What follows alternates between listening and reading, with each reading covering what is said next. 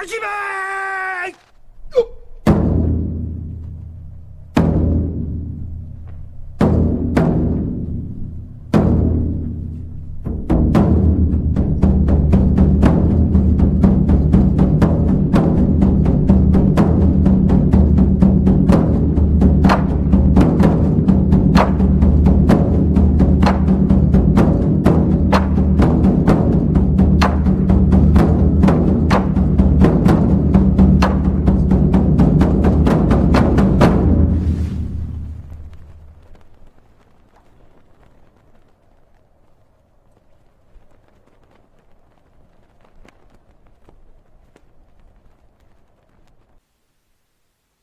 Greetings, Legionaries. This is General Lance once again, and right here with you, as always, is the two-man duo with Sergeant Barnes. But most importantly, we've come across on these Great Plains, right on the frontier here, Montana Classical College, and it's one of the greatest, I guess, accounts and organizers of classical thought that I've come across in general. But Montana, thank you so much for coming on. Thank you. Lance, it's a great pleasure. Your project is awesome. And when I saw that you had done Strauss on Aristotle, I was like, whoa, I wonder if I could talk to Lance about Strauss on Plato. And I'm really glad you're interested in doing that. So I'm very excited. No, I'm absolutely interested. And I think, the interesting thing about Strauss is that so many people are so quick to discard a person due to their, especially philosophers and academics, due to their political perspectives or alliances or whatever it may be. And I think this is a massive mistake. I mean, I myself read everything from Marx to, whatever it may be. And, there's this old maxim, it's right to learn from your enemies, even from your enemies, right? And ultimately, I don't think Strauss is an enemy. I think he's a very insightful reader. He helps parse a lot of information, especially when it comes to the classical tradition, something which is obviously under attack and being constantly subverted for the last few decades. But I think he has a lot of poignant examples and points to talk about, which I think the Legionaries here will actually gain a lot from. And I know it's probably sounds kind of stuffy, right? Plato, I can just imagine people are talking about Plato, Aristotle, and I can already feel the eyes roll to the back of people's heads. But there's actually something really interesting, especially because Plato, I mean, when he writes about the Republic and the place in which he envisions or kind of lays out the ideal political structure, and talks about the place that, specifically my legionaries have, right, where the guardians of the state, is so essential. It's essential, and he kind of talks about it, but Strauss is really the one that kind of reinterprets it in a way that makes the most sense. But without further ado, I kind of wanted you just to introduce Strauss first for us before we go into Plato. Yeah. So Strauss is born in Germany. He's a sort of Jewish German emigre who leaves in the early 1930s. He spends a little bit of time in England. He gets a Rockefeller scholarship, in part because of his review that he wrote of Carl Schmitt. So I think the most popular edition of Carl Schmitt's The Concept of the Political includes Strauss's review of that essay, where in some sense Strauss in a way argues that Schmitt hasn't fully liberated himself from a liberal frame of reference. So even though we come to think of Carl Schmitt as a far right thinker, in some sense Strauss kind of claims in that essay that in a way, Schmitt hasn't fully broken from liberalism, all the way, that it's kind of got its worms in his mind in a way that he hasn't fully realized. Mm-hmm. But Schmitt, rather than getting angry about a review that ultimately is very critical of his book, but reads it extremely closely, that he sort of went out of his way to try to help Strauss get out of Germany. So that's kind of interesting. And so Strauss is in England, then he comes to the United States. He teaches at the New School in New York City for a few years, maybe half a decade. It could be a little bit more. And then he comes most famously to the University of Chicago, where he sort of wrote most of his most famous works, including the work that we'll talk about today, The City in Man. And maybe there's a couple themes that Strauss is most famous for. One of them is his recovery of esoteric writing, which is to say something like that philosophers, or maybe a nice way you could put it, is that Plato saw Socrates die in Athens.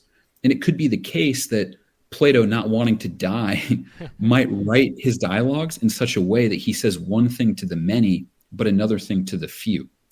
So that you could sort of like do this. And it's a kind of like elitist form of writing, which is a good thing, I think.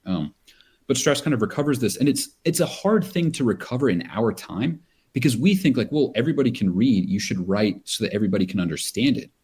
But you have to imagine like writing conditions in which like not very many people are literate. And even amongst them, there's a kind of like hierarchy, or order of rank between those who can like read perceptively and well and those, who can't.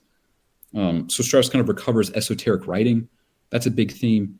Another theme of his is the quarrel between the ancients and the moderns, in which he seems to think that maybe the modern political philosophers dismissed the ancients partially because they didn't fully understand them. So in some sense, Strauss wants us to set aside our moral convictions that are modern and just try to see if we can be receptive to what the ancients have to say to us. And I think that's really important. Now, I think that leads a lot of Strauss's readers to then think like all modern philosophers are like pathetic and bad.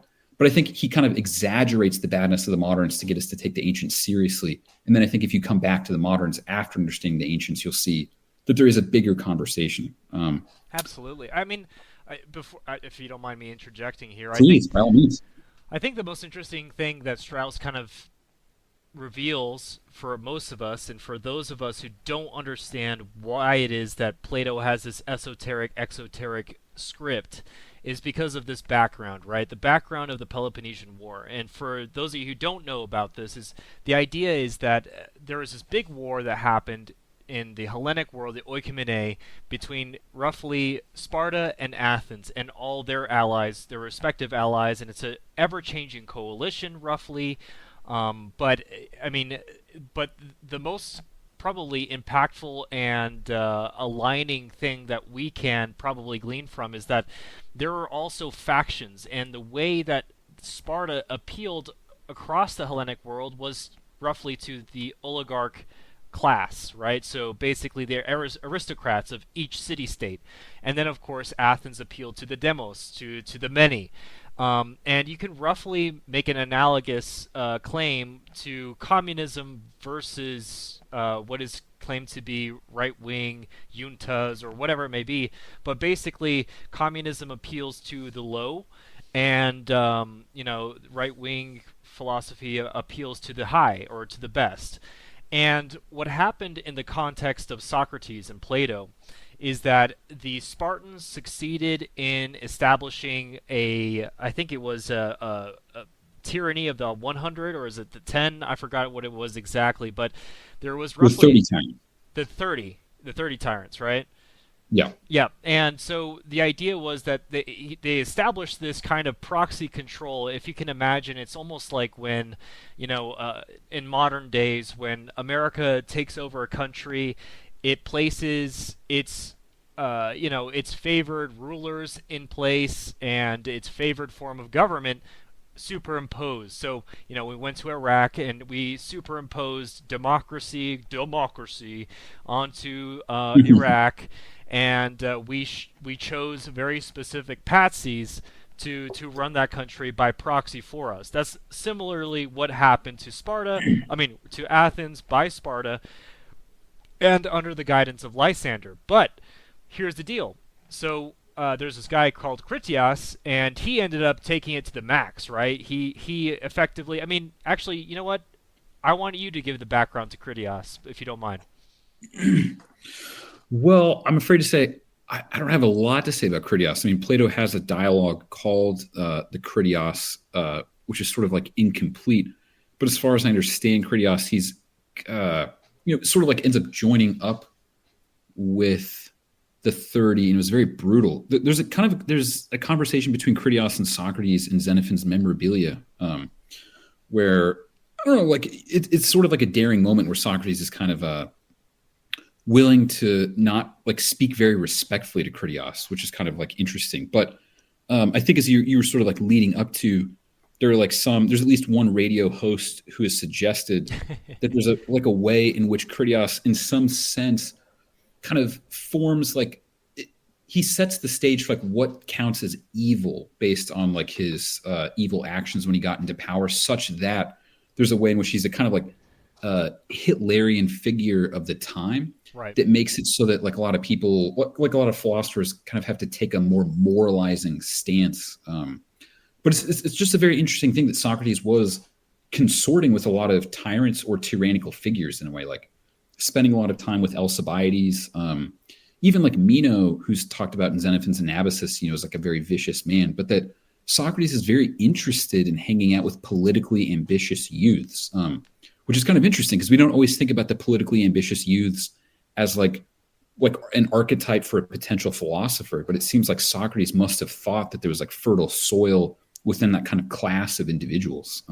Well, I mean, for me, I've always thought that the youth is always the future, right? And that's when you're most impressionable. I think this is the wrong term to use because it insinuates that, you're being manipulated or taken advantage of. But no. That's where in young minds, young souls that have this very strong desire and willpower, they're not beaten down by experience, that they have a vision of something different or better that overcomes the paradigms of the past. And so to bring it a little bit back to full circle, just as Montana mentioned, this is Bronze Age pervert that he's referencing, is the idea that Critias is this avatar or proxy of these 30 tyrant oligarch faction, and he basically did a number of things which he's reputed of having done that he did in half, but he basically becomes this, I guess, proxy of evil, this byword for just absolutely unacceptable. And so when the demos of Athens takes back control and overthrows the 30 tyrants, quote unquote, he becomes kind of like this devil type figure, right? This Luciferian, Hitlerian, I guess, type figure where it's like unapproachable, right? And philosophically speaking. And this is part and parcel of why Socrates, I don't think it's directly, but indirectly, why Socrates was forced to drink the hemlock, and obviously culminating why Plato had this esoteric and exoteric reading of his text, because he had to couch, or rather conceal, the deeper meaning of his text to his audience, because he had to filter through or overcome the petty prejudices and spitefulness of the demos, right? So this is what is most interesting to me, and what Strauss kind of really highlights is this concept of seeing past the veils of illusion cast for the many, and in this grotto, I guess, this unknown grotto within the text of Plato, you get the real stuff. And it's interesting to me because a lot of the legionaries, myself included, we're interested in seeing a new vision of the world and how to see it. And really, I mean, no matter how many times you read modern thinkers, or you think that new paradigms keep on falling onto our present or political visions or philosophies, it's really a recast or redux of the same old thing. And this is why I love referencing Rome, ancient Greece, is because it's really here that you find the nexus, the font of spiritual and cultural power that will empower you with the coming, I guess, republic, so to speak. So without further ado, I would like you to just talk about this concept of the esoteric text and what it is that Plato really was trying to relay to the reader, the adept reader, if that makes sense, the chosen reader. What did he mean by that, about his central message? Yeah, there's a lot to say about that, and I think you segue into it nicely by sort of saying that I don't know, like Plato has to overcome the prejudices of the interlocutors. It seems to me that like one of the keys to understanding Strauss's way of reading is that when the philosopher is talking to the non-philosopher in some sense like is just deeply attached, passionately attached to the opinions that are his, and like doesn't really want to relinquish them. And I think you could say this is that like you and I and probably like the people who are listening, when we talk to normal people at work and things like that, there's a way in which like it's impossible to be completely straightforward about certain truths. Right. And as a result, we're compelled to sort of like make an argument that's like an approximation of what we really think. And this is true maybe in all times and places. Is that there's a kind of like accepted opinion, a sort of like a nomos or a custom that like holds groups together. But that nomos or custom may very well not be like in line with the truth. And so one who wants to tell the truth, maybe they can't tell it directly. They can't like just immediately just like blast them, full force with the truth. Rather, it seems like what Socrates does, and this is what Strauss, I think, is highly attentive to, is that Socrates, by Strauss's account, and I think this is just simply true, spends a lot of time thinking about the soul of the person he's talking to, thinking about like what are their prejudices, what are their cognitive limitations, what is it that they want out of life, and how might it be that the truth might be inconsistent with what they hope for. And in light of that, Socrates kind of like asks a lot of questions at first to sort of draw out the soul of the person he's talking to. And then he can start to work within the horizon of that person's own opinion. So it's like within the nexus of what they already believe is true and important, and try to show them that like, maybe what they want out of life isn't possible unless they like modify some of their other opinions. There's a sort of short passage that I think encapsulates a lot of what Strauss says here. Because like in this essay that we're talking about, Strauss takes about like 12 or 13 pages to describe how to read Plato. But I found a recent, very short excerpt from Strauss outside of there's this place called the Leo Strauss Foundation where some like handwritten manuscripts are there, and there's like people kind of like typing them out. So it's kind of like new Strauss stuff coming out that he didn't publish in his own life. Would you mind if I read a short excerpt? Please. Yeah. Okay. Absolutely. So this is Strauss speaking, and I think this is like a course on Plato's Symposium, the dialogue that's about love. But Strauss has a few words about how to read Plato before he does that I think encapsulates the spirit of City and Man, but in a much shorter burst. So this is Strauss. I'm reading now. The proper state of mind in which to approach a Platonic work, not that of a babe in the woods, yet a certain innocence, some sort of virginity. Monos pros monon, or one alone to one alone. A judicious disregard of the results of Platonic research. What we can know is ultimately the corpus Platonicum as it has come down to us from antiquity. That this or that is an early dialogue, or above all that this or that is a spurious dialogue, is less certain than that the dialogue in question was regarded as a work of Plato by men who knew Greek better than any classical scholar, to say nothing at present of Plato's school. So just to stop for 1 second, the way that most like classicists divide up Plato's corpus is they say there are early dialogues that reveal what Socrates thinks. There are middle dialogues in which Plato's working out his own ideas, and there are late dialogues in which Plato's expressing his own thoughts. This is like the developmentalist thesis. And Strauss, I think, shatters the developmentalist thesis like throughout his writings about Plato, insofar as he shows that like every dialogue is somewhat like mysterious in a way, and like you can't really just like frame it to that extent. So like a lot of people will say, and we'll talk about this later, I think, is that book 1 of Plato's Republic represents an early dialogue, a dialogue that could have been called the Thrasymachus, in which Socrates engages in his characteristic refutational activity.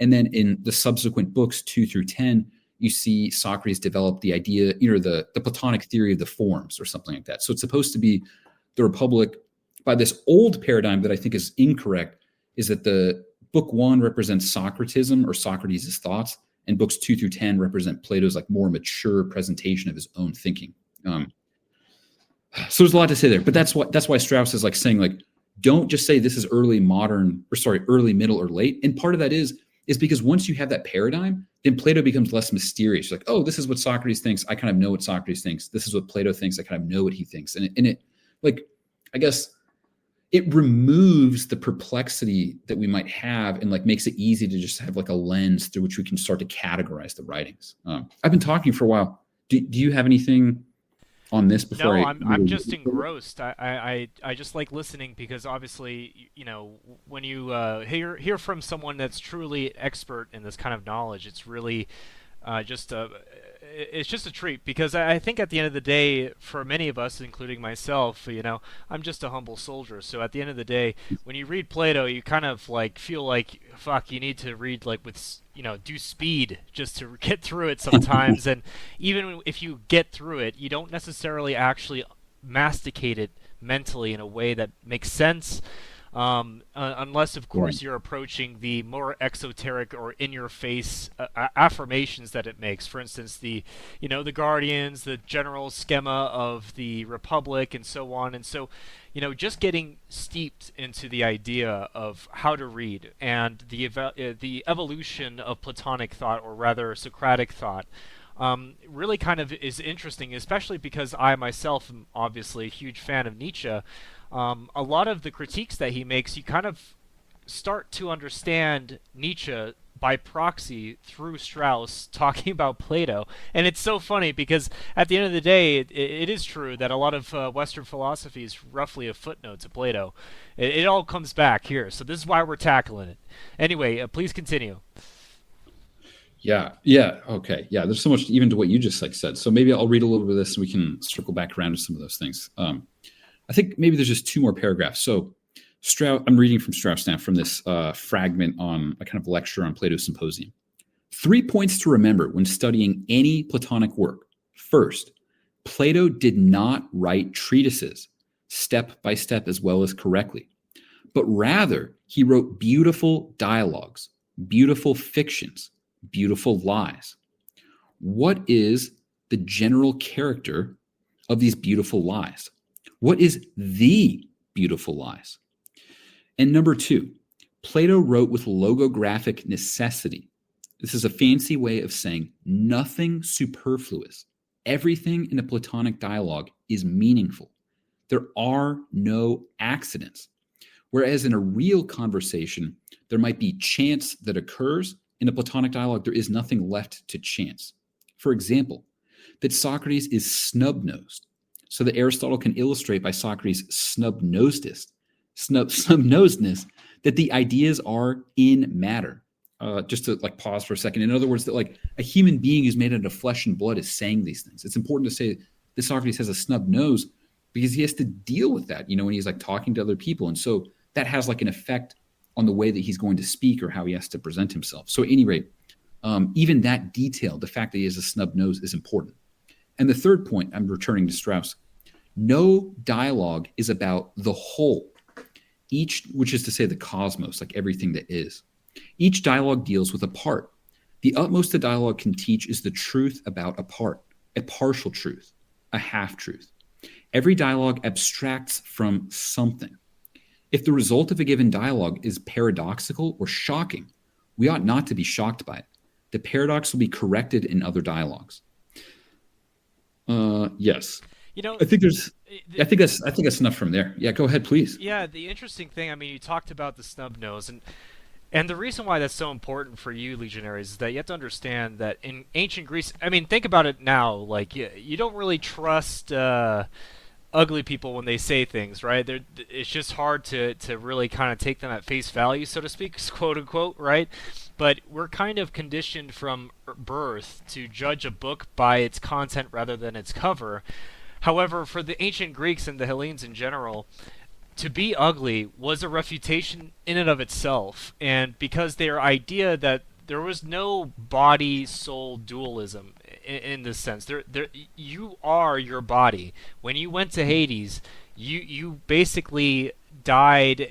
The way that you were injured reflected how you went and transcended to, hell or to the underworld, to death. And so when Socrates was, I guess, being a gadfly around Athens and philosophizing, he was just an ugly man, and you have to understand that this in and of itself was something he had to overcome. And you see it in his philosophy play out because of the fact that he had to overcome the fact that the Hellenes thought that ugly men could only give birth to ugly thoughts, and everything that came from the mouth of an ugly man was necessarily a deception, because the substance of it must be just as ugly as a person looks. And so for us, when we're kind of reflecting on Socrates, this is an aspect that is very muted to us, but it's something incredibly sensitive and central, right, to Plato, to Socrates. And this is where, of course, comes the idea of forms, comes the idea of the soul, which can be disembodied from the body, and so on and so forth. And I know you're thinking to yourself, how does this even connect to one to the other? Well, this is where there's a big bifurcation in Western civilization, or even before that. And the implication is, of course, this is where man starts to have visions of abstracts, which are ideals, ideals which far exceed anything that's manifested in our life thus far, quote unquote, if you go back there. So, I mean, if you had any feedback on that, or just to riff on that a little bit, go ahead. Oh yeah. So I guess you might like then Strauss's like approach to the idea of the Platonic forms in a way, because a lot of study. So I guess just to say in brief, like what is a Platonic form? Is that it would be like an idea that exists outside of time, that's like self-subsisting and exists independently of whether it's perceived or not. And so, like the most famous ideas would be something like the idea of the good, the idea of justice, things along those lines. And so when you get into like books 6 and 7 of the Republic, Socrates starts to lay out these ideas that somehow the mind, if properly trained, is able to access these like disembodied ideas that exist independently of the human will and can somehow then act correctly in light of like gaining access to that. That's like sort of like the surface of what's going on. And it seems to be the case that Glaucon and Adeimantus, the two young men that Socrates spends most of the dialogue talking to, or talking with, they like this idea quite a bit. And so whether or not it's true, it's the case that it's an idea that they're very attracted to. And you might even say like in the Republic, like in book 2 and 3, Socrates, when he's talking about the guardian class, these like men and eventually women who will be warriors on behalf of the city and who will like make sure that the city doesn't change, and who will fight on its behalf. They have kind of like, there's an austere theology that Socrates delivers in which the gods don't change very much. Like, in other words, like Socrates to some extent rejects the Greek pantheon as Homer presents it, because those gods disagree with each other.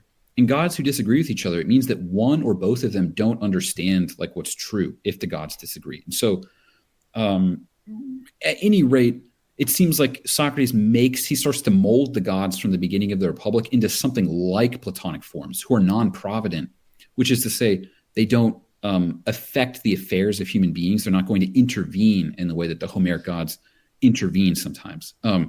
So it's almost like, I don't know, somehow the Homeric theology is less convincing to people like Glaucon and Adeimantus, and Socrates is like creating a new theology, but I don't know that it's one that he thinks is true, but one that he thinks might be good for them to believe and something that they're receptive to.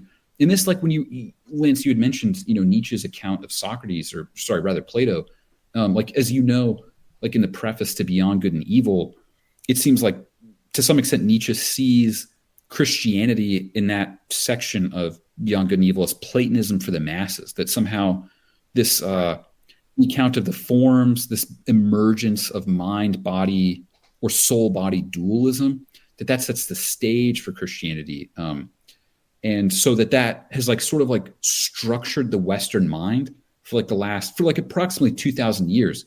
And that when Nietzsche talks about the death of God, to some extent, he's talking about the way in which Western man can no longer believe fully in the way that they could before in something like Platonism or Christianity. I mean, I'm saying a lot, and I didn't even get to what Strauss says about the forms. But do you want to comment on that before I talk a little bit about Strauss's view of the forms? No, please continue.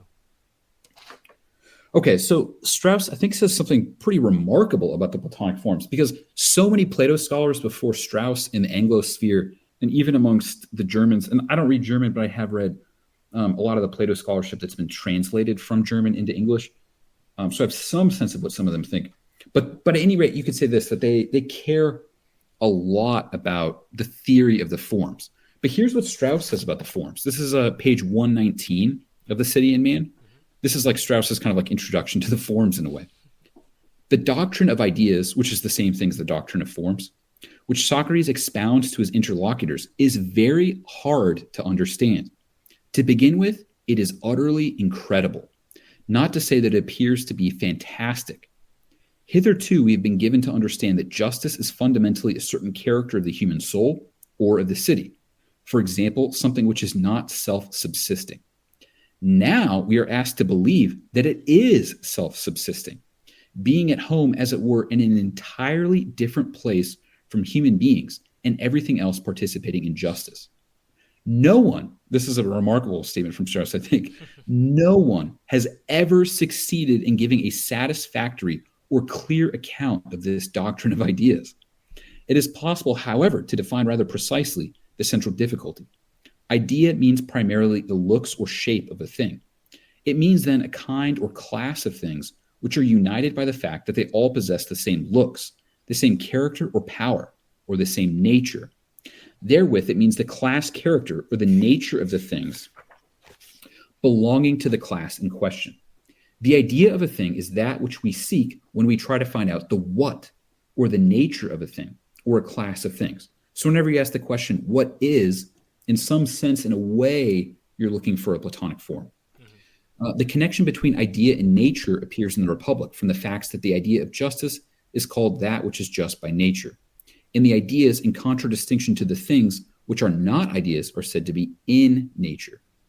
This does not explain, however, why the ideas are presented as separated from the things which are, what they are by participating in an idea. Or in other words, why, quote, dogness, the class character of dogs, should be the true dog. So just to step away from Strauss for a second, the way that Socrates talks about the forms is he sort of says they exist in a way that nothing that is ephemeral or becoming exists. So like all of us are going to like pass away and die.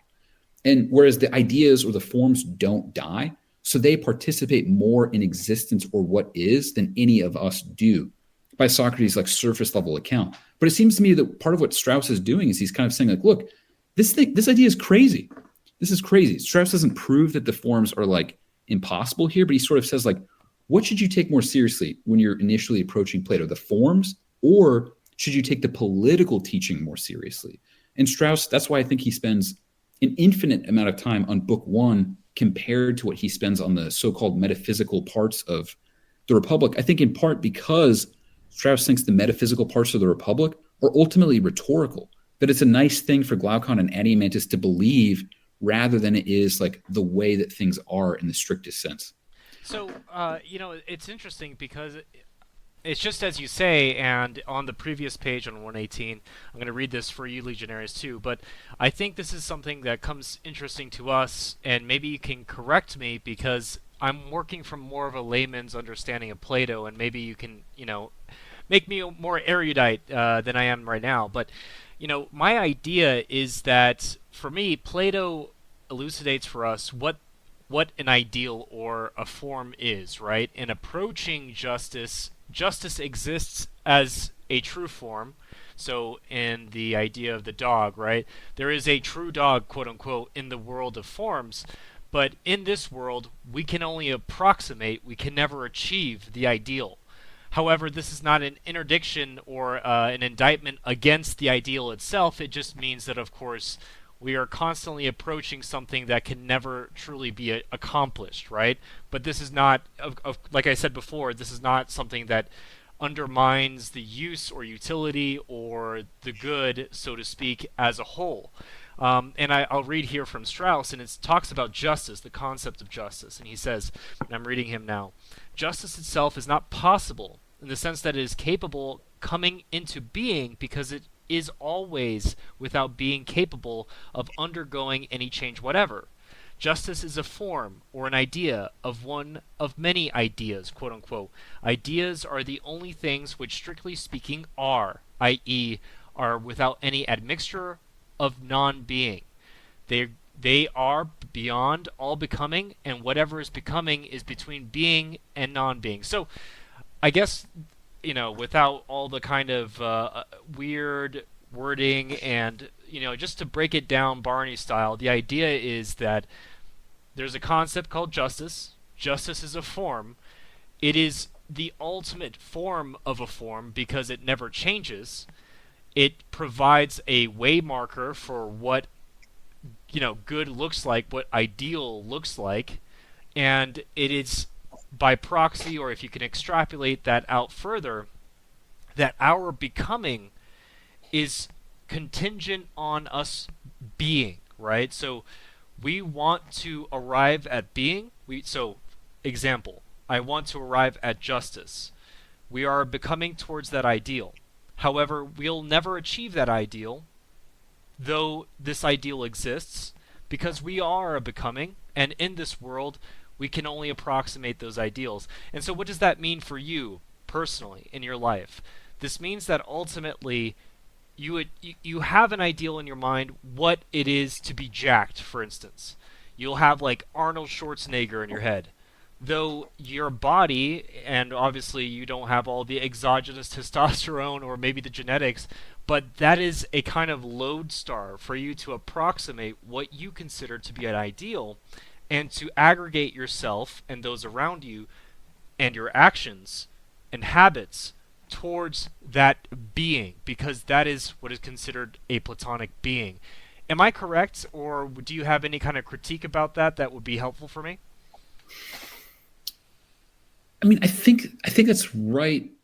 I mean, maybe like a helpful example from Book One of the Republic, when Socrates is talking to Cephalus, and Socrates basically says like, "Well, Cephalus, you're old and you're rich. Like, what's the best things that comes out of like being rich?" And Cephalus basically says like, "Well, I can pay back to others like what is owed, and like it's easier, not to tell like lies like about things when you're rich." And Socrates kind of like extrapolates a definition of justice from this, which is to say that like, oh, so Cephalus, you say that justice is giving back to others what is owed and always telling the truth. But what if it was the case that you had a friend who gave you a weapon when he was of sound mind and left, and he came back later, and then he asked you, "May I have the weapon back?" But now he's like in a crazed, madness, like, "I need the weapon back right now. Give me the weapon." And you, in order to do what's just, should not give him back what is owed, and you should probably lie to him like about where the weapon is. And so in that sense, it's almost like justice then comes to sight not as a categorical imperative and kind of Kantian way where like, it's always sort of like the same thing to some extent, but rather there's like some sort of prudence or wisdom that's required to see what every particular case demands. And so sometimes justice demands giving back what is owed. In fact, that's maybe what it normally does, but sometimes it doesn't. Sometimes it requires you to lie.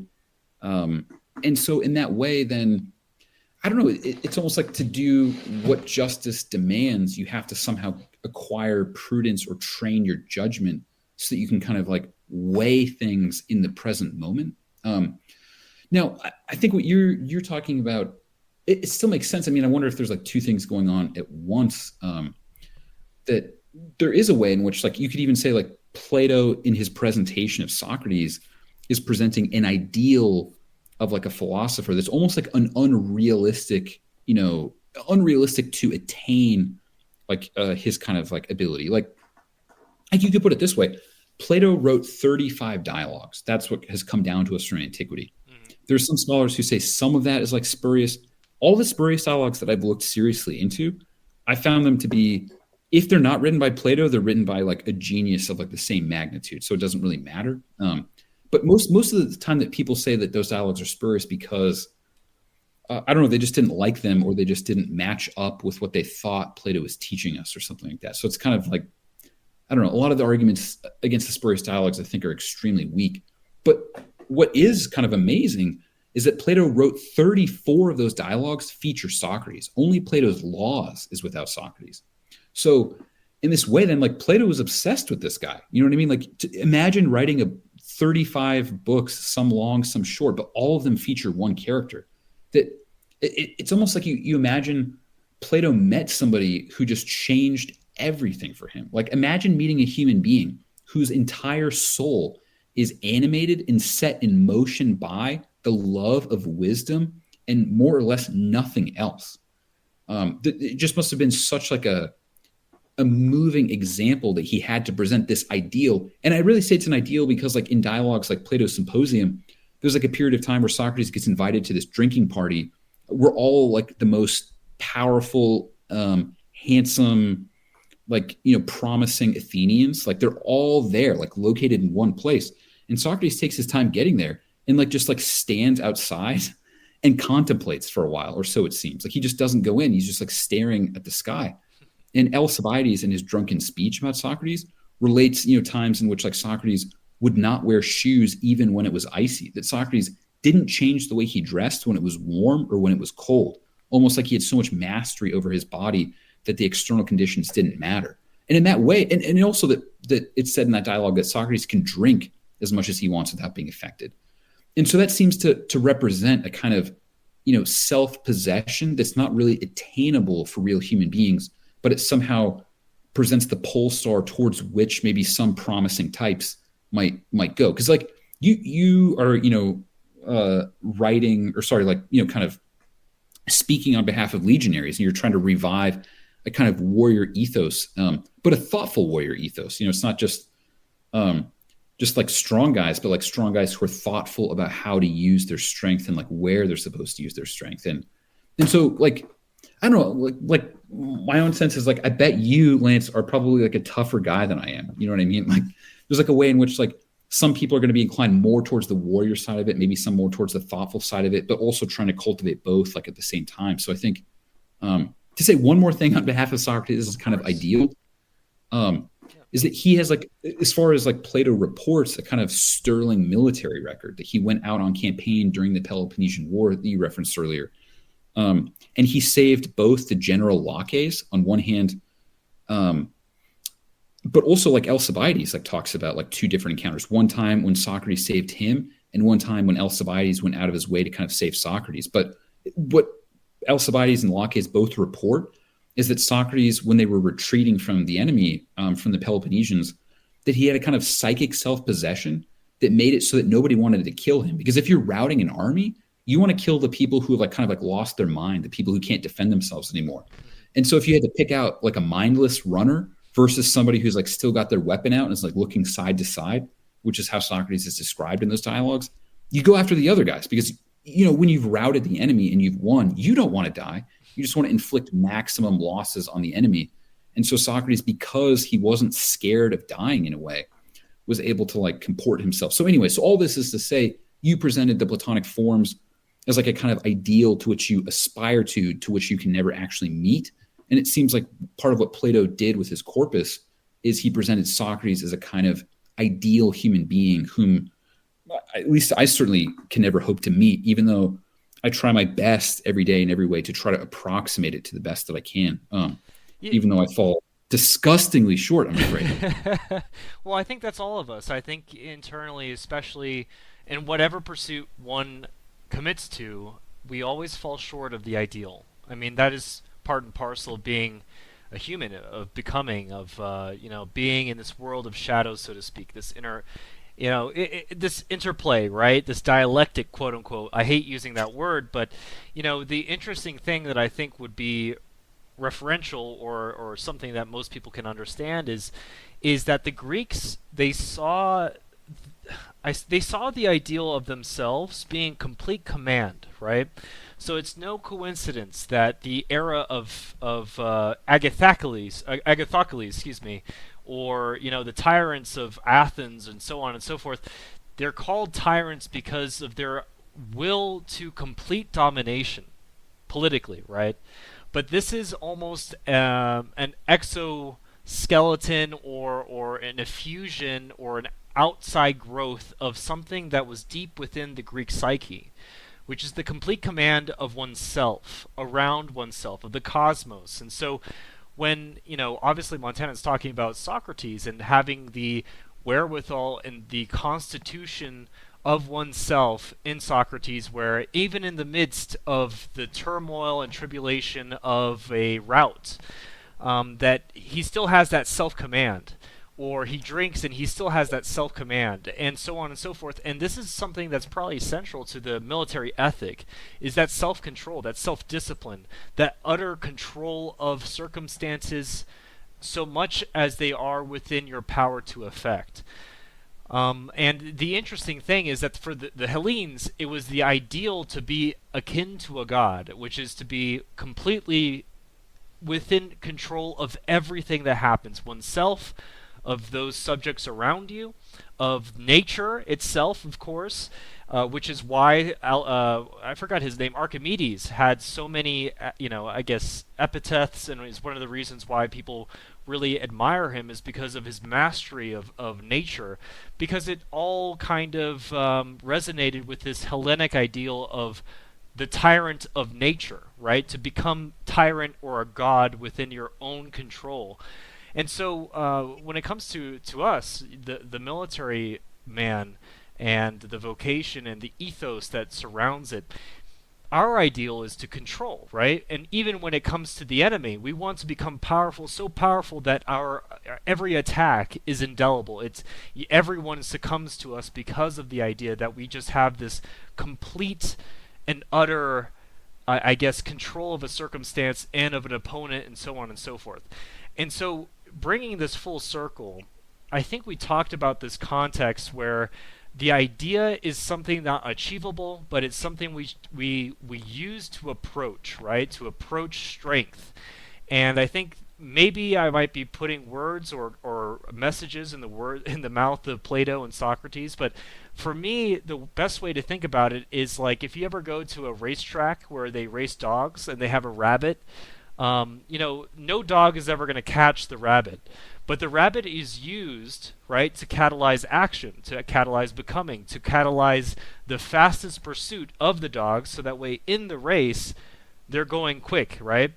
And so ultimately the use or the utility of the good is to orient man in his act, in his becoming, to approach being, to approach what is the ideal. And I hope that's accurate, and you can correct me if I'm wrong here, but do you think that's roughly on target? Yeah, I think that makes a lot of sense. I guess it's almost like because of like the great variety of types of human beings, of like different psychological types, it's almost like Socrates has to present this kind of ideal or some kind of notion of the good in different ways to different people based upon like what they can do. So there is a way in which Plato manifestly kind of takes over the Homeric tradition in a certain sense, where like maybe Achilles and Odysseus are like the archetypes for like what a great Greek man ought to aspire to be. But because the times are different, Plato evidently thinks that a new kind of like archetype to model oneself off of like makes sense. Like in Plato's Apology, Socrates kind of explicitly models himself off of Achilles in certain respects, whereas like in different dialogues, depending on who he's talking to, sometimes he models himself off of Odysseus. Like a kind of new, different type, slightly more self-aware version of the heroes or something like that, who like in Achilles' case lives to old age rather than dying young, which seems to be a big break with Achilles. But Yeah, I don't know. one second, one second. I actually kind of was very interested because, I mean, for all of us, I mean, no matter what vocation you go into, I think Plato really helps us understand the archetype of the gods and the idea of approaching the good, and the good being, of course, contextual to each human being. And for me, my greatest vision of what a commander should be like is like Caesar, right? Who is a man of letters, who is well spoken and rhetorical, who is politically adept, but also a military and battlefield commander. Who is robust in body and so on and so forth. But this is a Platonic ideal of Caesar as opposed to who Caesar was himself. And the utility of this, which I think a lot of you kind of probably because we've been so maligned by a lot of this Hegelian nonsense, right? That's latently been embedded in Western civilization since the 1800s. Is this idea that the ideals don't matter and that there are always syntheses that kind of supersede stable ideals, right? Stable paragons of virtue and so on. But I guess this kind of leads it back to justice, right, and judgment. It's interesting because the leadership traits in the Marine Corps, it's justice, judgment. It starts like that. JJ did tie buckle. It's funny how they're paired. But you talk about how sometimes justice means deception, how sometimes justice means contextually not giving back. And this kind of alludes to the greater concept of the noble lie. Do you mind explaining to us what the noble lie is, and what does that mean? What's its utility, and why does it exist? Yeah. So in Plato's Republic, there's like a moment in which well that somehow the like kind of well there's a funny thing. So you have the guard. So you have like the kind of commercial class of like farmers and artisans who are part of the city in speech, the city that Socrates builds with Glaucon and Adeimantus. Those people are like brought up at the very outset, but then they're sort of like set aside. And the education that's spoken of in the Republic is only for the guardian class. Eventually, there's a bifurcation within the guardian class, and there's a kind of like out of the most promising guardians, out of these what you could call silver-souled individuals, if like the artisans are kind of bronze-souled, that there's a kind of golden-souled class of human beings who are the best, and those are those who get a kind of a philosophic education later. So the guardian class and above is given a teaching by sort of like whoever is kind of in charge of the regime that they are autochthonous, which is just a fancy way of saying that they're born out of the earth of which they're living on. That in some sense, like the earliest guardians didn't have mothers and fathers. They were born out of the earth. And this is like what's called the noble lie. And for Strauss's part, he, in a big way, revives Thrasymachus as an important character in the Republic, because Thrasymachus, he's the guy in book one who argues that justice is the advantage of the stronger, which is to say that all laws are made for no other reason than to benefit those who created the laws and to exploit those who follow the laws. That there's like always some kind of ruling class within a city, and they dominate those who are ruled by making laws to their own advantage. In other words, that like all laws, it's a kind of like I guess a sort of conventionalism or something like that, that all laws just benefit some and not all. And that's kind of Thrasymachus' like cynical view of all laws. Obviously, many laws are this way, but it doesn't seem like they have to be that way. But nevertheless, Thrasymachus is a rhetorician. He's a very good speaker, and he wants to teach others how to speak well. And it seems that in order to create a city in which somehow, guardians and a philosophic class comes to be, there's going to need to be a lot of like beautiful or fancy speeches in order to get everything to like work out. Because like one of the lies that's told within the Republic is that, there's a lottery for who gets to breed between the guardians. Because in some sense, you could say what Plato's Republic is. I mean, there's a lot to say about it, but it represents a regime, at least in speech, in which what they're trying to do is breed philosophers, that there is selective breeding in the Republic. I mean, very manifestly so. Like that's what's going on, is that the best, brightest, and most beautiful of the guardians get to have sex with each other on a regular basis, but it's supposed to appear as if it's a lottery. So like that Chud Jack, like guardian who's like, man, my number just never comes up. But like, like Chad guardian over here, like that guy gets to like, have sex with like hot guardian women, like all this. I just don't understand. But that's like one of the lies in order to like satisfy those who are less, deserving of offspring. So does this mean, is this where we arrive at legitimacy? So it sounds like this is where ideology comes into play, right? The sweet, noble myths, the noble lies, the Sorelian myths, if that makes sense, the catalyzing, legitimizing myths, which kind of, I guess, imperceptibly or invisibly bind together a society. Is that correct? I think that's right. Yeah. That like even the best regime, even a regime that's devoted to bringing about philosophers who are supposed to hate when they feel a lie in their soul, even or especially that regime requires not only lies, but also force to hold it together. And that might be true of like all political communities as such, that part of like what the Republic does is it like formalizes or like reveals what maybe many political communities do like implicitly or something like that. Like, I don't know, you could say like the American regime has its own like mythology that holds it together based around like World War II and like MLK and, things along those lines, that somehow those are like the culmination of like the American founders' vision, Hmm. which I think is not at all the case, or not even close to being the case. But it's But however that may necessary, right? be, It's like it's right? almost necessary to justify or to veil or secure assent from the many to be congruent to, it's almost like a justification that is beyond naked power, right? And this is what Aristotle talks about, where basically, rhetoric is not enough, but so is the opposite, which Thrasymachus and I think Polemarchus are the ones who are the, I guess, how do you say, the kind of archetypes of this idea that it's the most powerful men who should rule and should give no justification to their role. And we find that this is also a mistake, and that it's necessary to legitimize your power through myth. And is this kind of a correct understanding of how the standing is between the political myth and power and the relations between the two?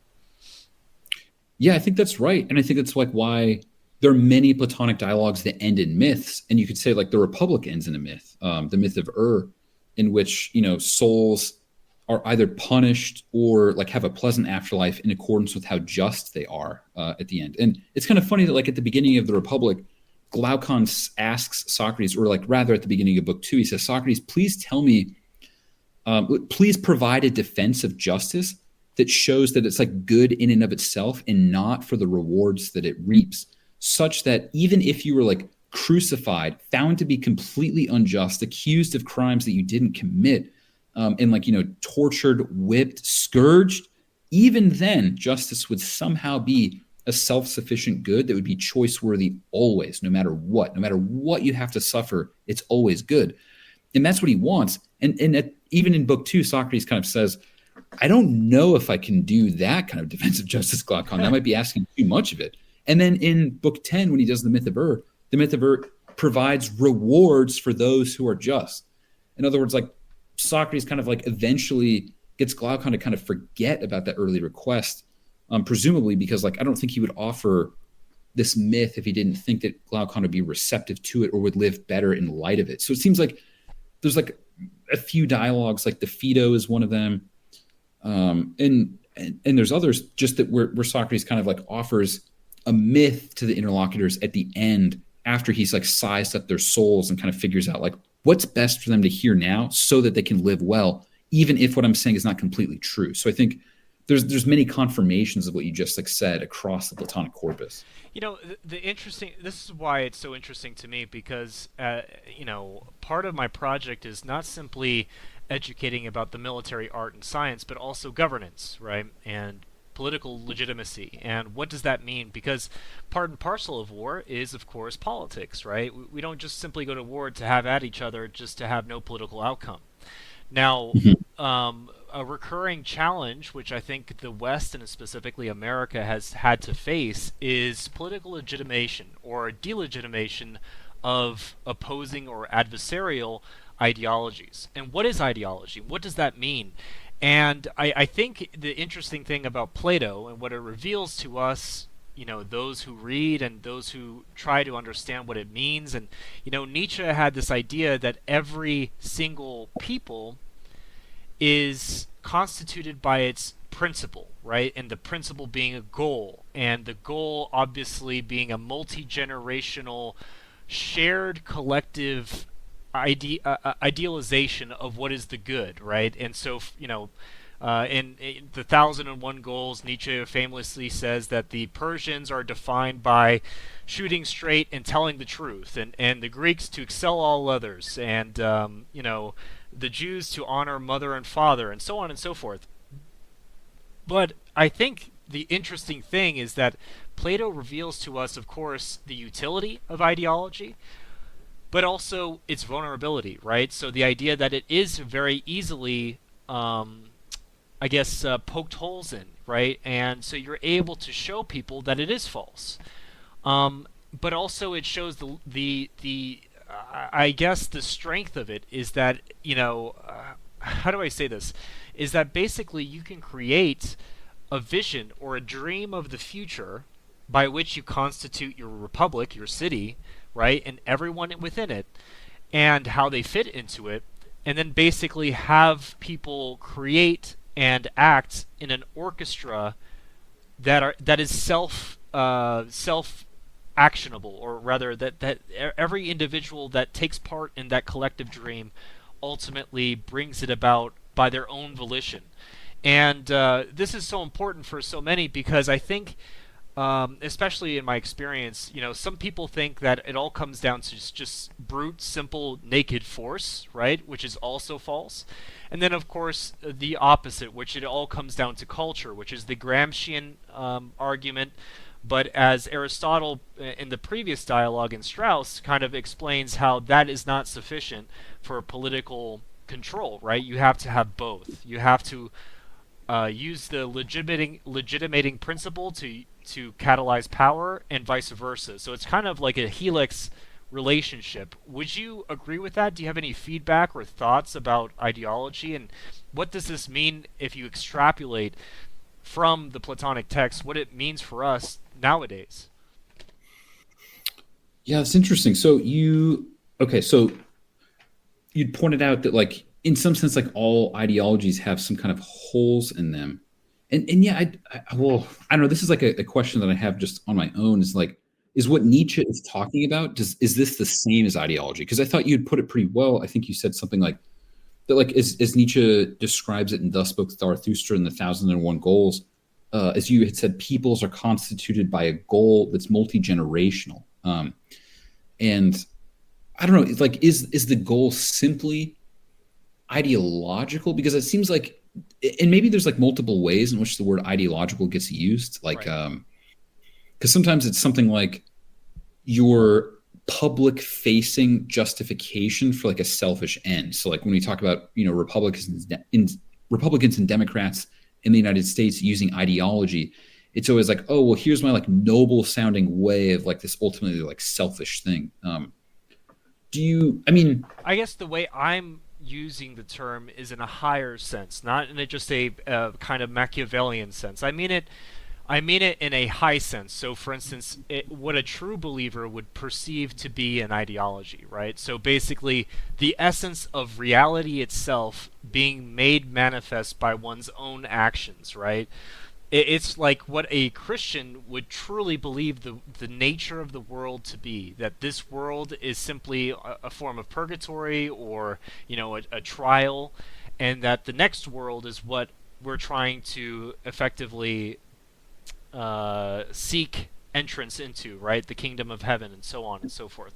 And so, mhm. for me, ideology isn't just about the making appeals to the public myth, or Machiavellian kind of manipulation of people's perceptual horizon, but it's the metastructure. It's like beyond that. And what I'm asking is, I guess specifically, um, when we perceive ideology and we take it in the best sense, it's for me, I guess it's more galvanizing because, I mean, what is ideology if not, an irrational ideal, an irrational dream of the future that you can constitute yourself, and that you can get others to also build with you. But also, the converse is also true, right? That there is a significant challenge to that, and unless you are a true believer in that vision, you can easily point out the holes, or the fallacy, or the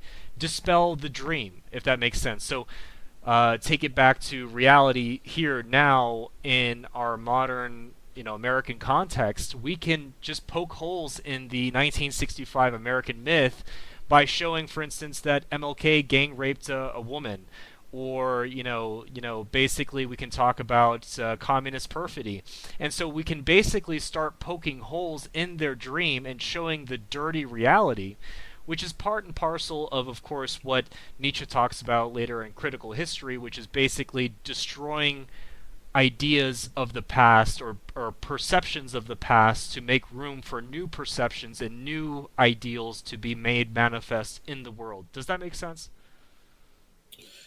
Yeah. Okay. So let me just make sure I understand what you're saying by ideology. So you talked about it in a kind of high sense, rather than like the way that I was describing ideology a moment ago was sort of like the low sense of the word, and you're talking about it in the high sense that it is the essence of reality manifested by actions. Right. Is that fair to say? But Yes. that on so that's how it is on one hand, but it's also at the same time an irrational idea of the future. Is that right? Yes. Yes. So it somehow is the essence of reality, but it's also irrational. Like how do those? I For think I can me, use that for together. me, the reason why it makes sense is because ultimately I see the world as like simply, I guess, as Nietzsche saw it, as basically emanations of oneself and the aesthetic value of the world, and it all comes from an irrational effusion of one's body or one's soul, whatever you want to call it. And I guess the reason why I'm kind of making the allusion to Plato is because Plato provides us a abstract of that process, right? It provides us with a further understanding of what it means necessarily to believe in the ideal, right? The creation of the ideal, the creation of a soul that's completely separated from the body, the creation of abstraction, right? When previously the ideal and the body were one, in Homeric Greece, for instance, and it was kind of in this mystical haze that reality was experienced. It's like a religious kind of experience, right? It's kind of mysticism. And then Plato was able to help us abstract what was kind of intuitive before. But I guess the question that I wanted to ask you is, how does Plato see ideology, and how does he see like the truth as opposed to what is specious or false or whatever? Well, that's a big question. So how does Plato see ideology and truth? I mean, so in like one of the later parts of Strauss's essay on, or the essay that we're considering in The City and Man, um, like after book 7, that's like where you have like the image of the cave, and then you have more thoughts on like the education and the philosophers and things along those lines. When you get to books 8 and 9, then you get the cycle of regimes. And Strauss declines to talk about all of them in detail and only talks about democracy in detail.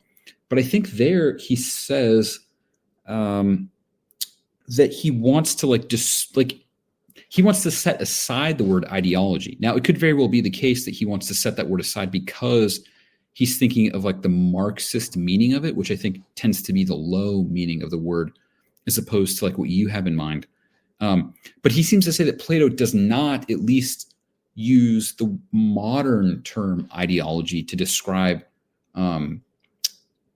timocracy, which is like, you know, the regime devoted to the love of honor, oligarchy, the regime devoted to the love of money, democracy, the, you know, regime of the many, or, you know, tyranny, the rule of like one or something like that, or like aristocracy is like sort of at the top / kingship, sort of like a shared thing of like the rule of wisdom or the rule of the best.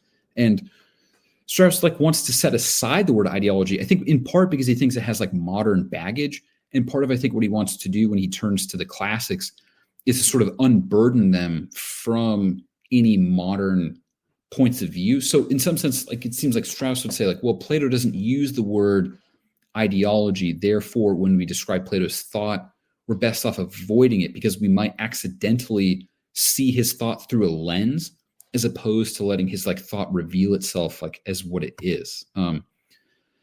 Now, nevertheless, I mean, that's like to say one thing.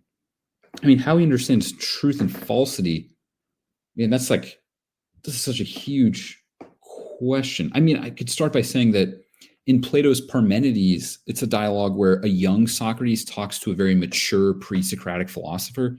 And Parmenides is kind of famous for saying all of being is like one. And he's supposed to be, this idea is like in contradistinction to Heraclitus's like notion that like the entire cosmos is like in motion and in conflict like all the time with itself, to sort of, you know, put both of them into a very crass ism. But at any rate, in Plato's dialogue, the Parmenides levels like a brutal criticism of Plato's forms. Like Socrates kind of talks about the form of the beautiful, the form of justice, things like that. And then Parmenides is like, oh, Socrates, what about the form of mud? What about the form of hair? Do you have forms for those too, or is it just for the things that you like? And that's kind of like an incredible thing. So it's like on one hand, I don't know, like the theory of forms is presented in many dialogues in a very serious way. But on the other hand, in the most difficult to read of Plato's dialogues by far, like, man, if you've tried to read the Parmenides, I've only sort of like made it through like 2.5 times because I just get shipwrecked so unbelievably badly by it that it's just like a punishing dialogue. But I think it's so important because it shows that Plato himself is aware that Socrates' theory of the forms is not without the possibility of criticizing, that Plato himself might understand the most deadliest and like refuting critiques of the theory that he's the most famous for. So that's a kind of remarkable thing, I think, to have that in your corpus. Like, okay, so this guy Socrates presents all these like theories, and then there's like one dialogue that's, again, unbelievably hard to read, in which like it's refuted. So I guess like it seems like you could talk about like the ways in which Socrates like refutes various interlocutors' ideas. Is that the principle of non-contradiction, I think, is like the queen of the sciences, so to speak, in Plato. That like if an idea has like internal coherence, that like it has like a possible claim to be true. I don't know. I don't know if this is like helpful. Is this getting at what you're asking about, or have I like gone astray? No, I love hearing this digression because it is getting at the heart of really kind of what Plato is talking about, right? And maybe we fall into this challenge nowadays that we feel that ideology or convictions are true insofar as that they have no internal contradictions or kind of muck-ups, if that makes sense. And probably that's the strength of Plato, right? It's the strength that he even furnishes the best weapons against himself, and still somehow manages to supervene any of the challenges that face him, right? To overcome them. And for me, I guess the most cogent or the most important part for me is kind of like, how do I say this? Is that Plato's importance to us is that it defines our present, and the importance of ideology, of how you perceive the world, of philosophical lack of contradiction, or basically kind of a continuity of ideas which are true regardless, universally, right? And of course, the idea of what Christians basically evolved to be faith and the mystery of faith. And I guess really the best way to explain this concept scientifically is Schrodinger's cat, or the idea of basically quantum mechanics and the ability of a thing to be both there and not there, and both and neither at the same time. And so the interesting thing about Plato, and for you legionaries that is listening to this mind fuck, absolutely, is that there's such a richness of intellectual culture within Plato, and that you can leverage that when you start to come to understand reality, and how justice constitutes both a hard and fast law, but at the same time comes into places where sometimes you have to do things which are counterintuitive to approximate justice more thoroughly. So that means, not every time are you going to do 100% rule, or so on and so forth. And just because you're confronted with a circumstance where you feel as though your ideology is being discredited, that's also untrue as well. And it's just a matter or a test of faith, or a test of will, a test of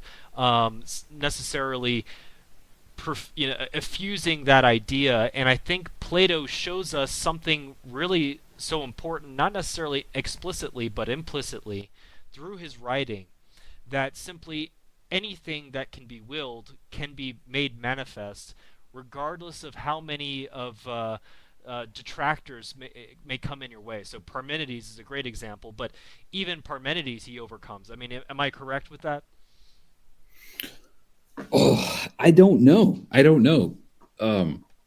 like some of the criticisms, and I'd have to like look back at my notes like from that dialogue, and I don't want to like bore your listeners like with No, no, you know being, please. well no, but like I literally would have to go like step out and like grab a notebook to like try to like this. But maybe I could just say it in this like way is that it's not obvious to me that the presentation of the ideas or the forms in like the Republic, the Phaedo, the Phaedrus, it's not obvious to me that that eludes the criticisms leveled by Parmenides, because he doesn't just level a critique that's just like, oh, well, why aren't there forms of ugly things, Socrates? Why are there only forms of beautiful things? Is that like he has like other more powerful and intense arguments like besides that really digs into like what would have to be true for the forms to exist and for us to be able to have access to something that sits outside of time. Because like for as much as Socrates talks about the forms, I don't know that any of the people he talks to ever get in communion with the forms. You know what I mean? Like Right. I think that's like maybe part of like why Strauss like puts some emphasis on how incredible the theory is. Now, if you like go to the Leo Strauss Foundation, you can find Strauss has course lectures, I think from 1959 and maybe 1963. I could be mistaken, but there's at least two different course lectures on the Republic. And by course lectures, I mean that you can hear the audio and read the transcription of everything that Leo Strauss said in a real class to human beings at the University of Chicago about the Republic. And he talks about the forms more there than he does in other places. But there's a kind of remarkable thing that he says in one of those lectures. This is a super short snippet. So a student says this to Strauss. Here's one brief thing that Strauss says in this like course lecture. So this is something he said in real life, like off the cuff. That is the whole key to philosophy. As long as you are concerned, you can also state it as follows. In a strictly philosophic discussion, no proper names will occur. Does this make sense? Student response. Can one then say that in a philosophic discussion that is not strict, that tends to be more to the political side, the names are mentioned? Strauss says, sure. And it follows from that no Platonic dialogue is strictly philosophic. Now, that is an extraordinary claim because we always think of like Plato as like, a kind of philosopher par excellence. And here you have Leo Strauss, who's at least, to my knowledge, who's written in English, like the most path-breaking, incredible, helpful, scholarly voice, and even a philosophic voice, unlike what Plato is saying. He says that there's no philosophy present in Plato's dialogues. And I think to like unpack what I think is like this unbelievably extraordinary claim is that Plato thinks that there are many, many obstacles to seeing the world as it is. And most of those obstacles are the moral opinions that are pressed upon us, pressed upon our soul, our mind, by the political regime that we live in. So Plato talks about the cave, that like, every city has its own shadows or something like that. And to some extent, those shadows might have to do with those Nietzschean ideals in a certain sense. Although there's a lot to say about it. So maybe we don't need to like compare apples and oranges, but at any rate, every political community has some false opinions or beliefs that are necessary to sustain it or to bring it together or to harmonize it in some sense. And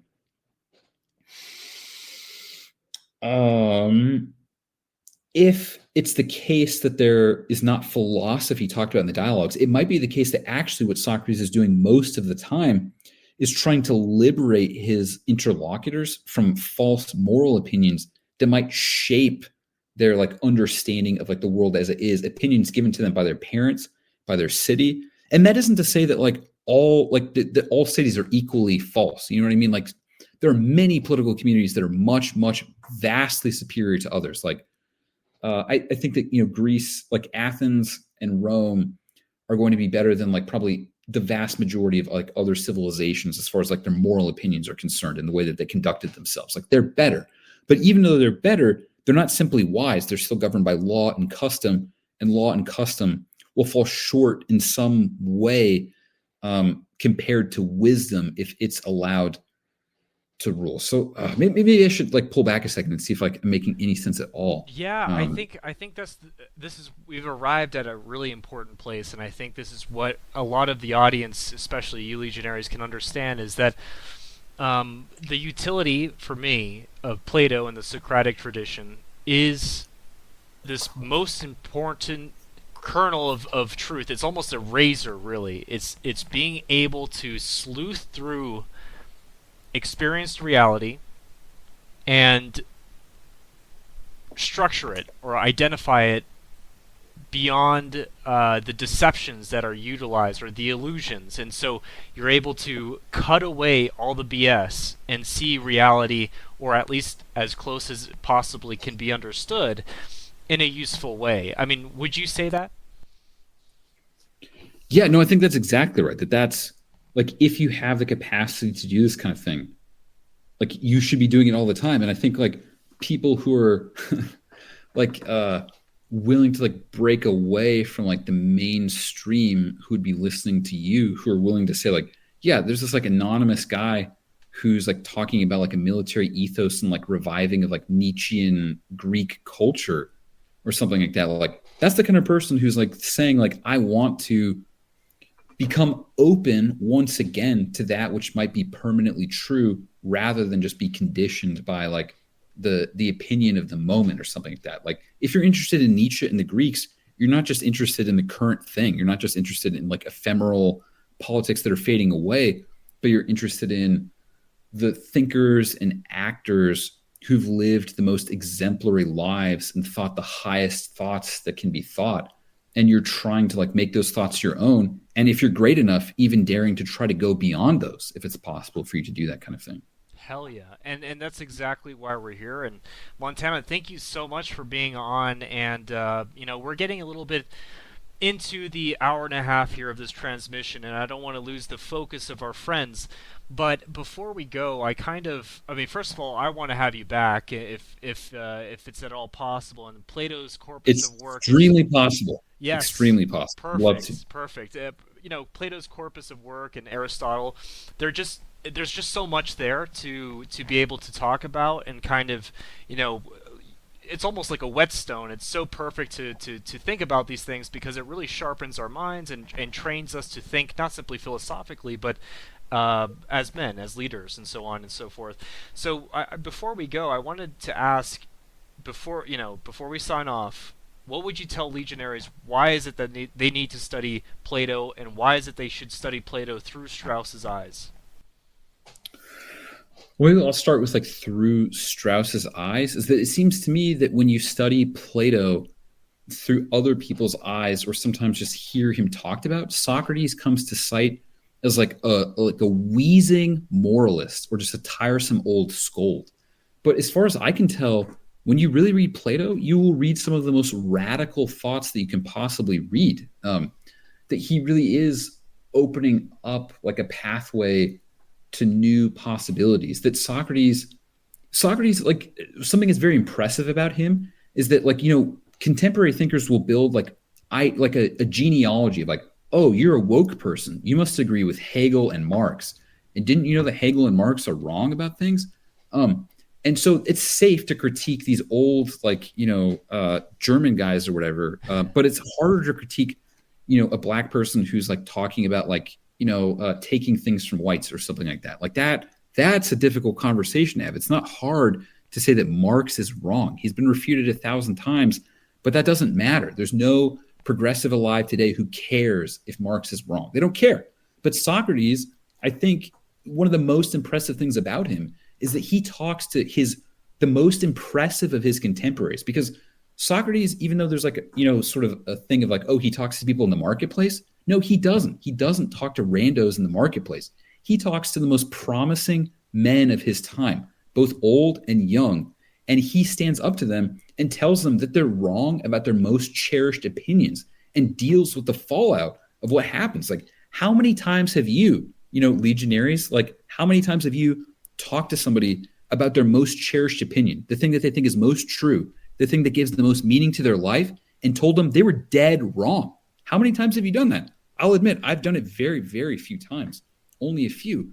And And it's always a kind of like watershed moment when you do that, like what happens after that. And I'm also not counseling some sort of imprudent, like, oh, just like tell all of your bosses to go fuck themselves. That's retarded. Don't do that. Don't be silly. You know what I mean? But like, just imagine the kind of toughness of soul, the spine that is required to dig into the moral opinions of the most impressive people alive in your time and to tell them that they're wrong.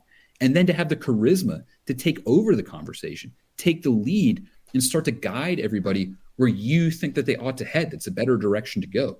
I think it, like something that's very under thought about or understudied in Plato is just like the toughness, the ability to endure deeply uncomfortable conversations that many of us lack, that Socrates has in spades. Not only does he have a sterling military record, but he's like able to endure incredible psychological discomfort, or maybe he doesn't have that discomfort because he doesn't give a shit what the other people think about him. He knows enough about what they think to know like what they think, but not enough to actually genuinely care what their opinion of him is in a way. Like he's not moved by that because he's moved by the truth.